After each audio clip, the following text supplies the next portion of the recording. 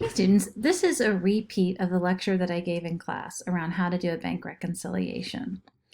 And then I'm using the same materials as well. So you can find these materials as well as the answer under this week in my courses. So let's start with a reminder of what a bank reconciliation is trying to do. A bank reconciliation is trying to make sure that your money is safe and accounted for, and that any differences between what your bank thinks you have and what you think you have, you understand and they make sense. And so we put it in this format as a way to capture all the differences, the things that we know about that the bank doesn't, and the things that the bank knew about that we forgot to record, right? And by putting each of those into this template, we will eventually come up with the same balance, both for our records, the general ledger, as well as the bank. So you need two things to start your project. You need your bank statement, right? And this is what printed bank statements look like. You probably don't use those, you probably use your app. And this is an excerpt from the general ledger, right? It has the month end balance for cash from the general ledger, and then it has these excerpted transactions. Now let me stress again, this is not one big journal entry. This is an excerpt of every time we either debit or credited cash during the month of July in our general ledger. So for example, here on June 27th, we debited cash for an internet cash transfer of $1,000. We don't know what that credit was and we don't care, right? Because what we're trying to do is match up all the times we made an entry to cash. So let's start the process. We need to start with our beginning balances, or the ending balances for the month. So I'm going to go to the bank statement and I see it's 3544.47. Okay, so let's go over here. 3544.47. Ooh, and if I'm lucky, my general ledger balance will be the exact same number. Nope, my general ledger balance is 4773.51. So I'll type that in, 4773.51. Right, now if these two had been the same, I'm done, right? I'm reconciled because I don't have anything that I need to reflect on the bank side that they haven't processed, and I don't have anything to update my general ledger for, but they don't match. So you can either start with your bank statement or with your general ledger.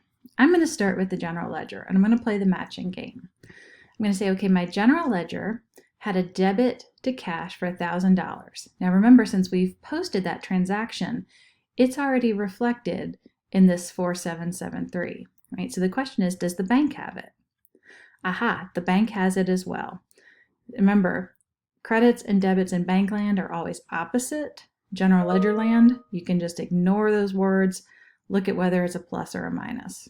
Okay, so they had a $1,000 deposit for the bank, $1,000 deposit in my general ledger. I'm going to shade those out because it means that that's not what's causing me the difference in balance. Okay, the next one, $766 credit to cash, meaning I had a withdrawal. Yep, here's a $766 credit to cash. That's not part of my problem. Pay monthly rent to Wells Fargo, $2,500. When I come over here and look at the Wells Fargo payment, I see $2348.67. So I'm going to type that next to this just so we can remember, $2348.67. Okay, now when you're out there in the real world doing this, you would want to do some extra steps to investigate. Is the bank wrong or are we wrong? In this case, we're just going to assume that we made our journal entry incorrectly, right? We made a credit for $2,500 to cash. We should have made a debit. We should have made a credit to cash for $2348.67. So I'm going to come over to the general ledger side because this is going to be something I'll have to fix. And when I fix it, when I unwind my first entry, right, so unwind original entry, that'll increase cash, and then record corrected entry will then decrease it for the correct amount, which was the $2348.67. Right, so I'm just fixing an error. I'm undoing it and then I'm redoing it. This is not a journal entry. Clearly, we don't see, an equal amount of debits and credits. This is just the cash side of a journal entry. Right, now I can shade that out. Now I got a payment for $2,633.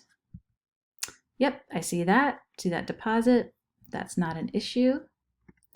Next, I wrote a check to the plumber for $200. Do I see a check written to the plumber? I don't. What that means to me is the plumber has not yet deposited the check.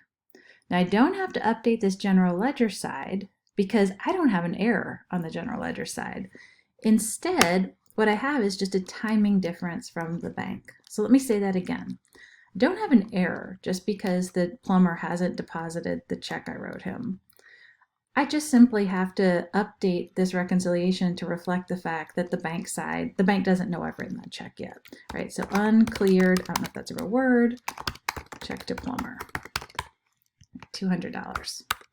So that's what my bank balance will look like, right? It'll go down by $200 once that check clears.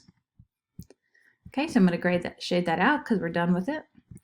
And my general ledger also noted I received a deposit of $1,500. Nope, not there yet. The bank hasn't processed that deposit. Again, I don't have an issue on my general ledger side, but I have a deposit not yet processed. And what will happen when the bank actually does process it? Was it $1,500? Let me go back and check. Yeah, $1,500. When the bank actually processes it, my bank balance will go up. Now I'm getting closer, right? My updated bank balance when they're done processing my things is $4844.47 compared to my general ledger once I've corrected my errors of $4924.84. I have a formula here that says what's the difference between those two numbers? It's $80.37. Okay, so now we've looked at everything on the general ledger side and we've either said, yep, it's accounted for with the bank or we fixed it. So let's look at the bank side. We had talked about the $1,000, the $766, the Wells Fargo mortgage payment. We talked about the deposit. But here are two things that we had not noticed or we don't see on our general ledger side. We can assume these are things we just forgot, right? So let's just say Netflix withdraws money from your account every month. And when you're thinking about your balance, you totally forgot the fact that they're going to withdraw it. That's what happened here. We forgot that the power company was going to withdraw $80.64. The bank side's right, no adjustments needed. Instead, we need to record SC&E power, right, of $80.64. All right, so now I'm still 27 cents off. Let me go back to my bank statement. Oh, look, they paid me interest. Again, the bank is correct. They've processed that. It's in part of the ending balance, but I forgot to do it on the general ledger side. So I need to record interest of 27 cents. And hooray, my balance is now equal on my bank side and my general ledger side. Now, in the real world, your next step is you're going to have to go back in and make these four separate journal entries, right? Figure out what the different debits and credits need to be to offset these pieces.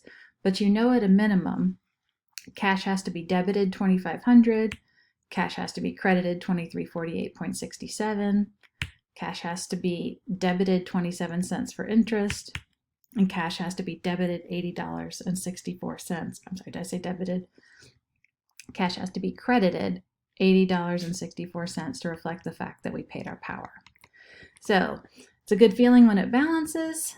Now we've covered off every transaction on the bank side, every transaction on the general ledger side.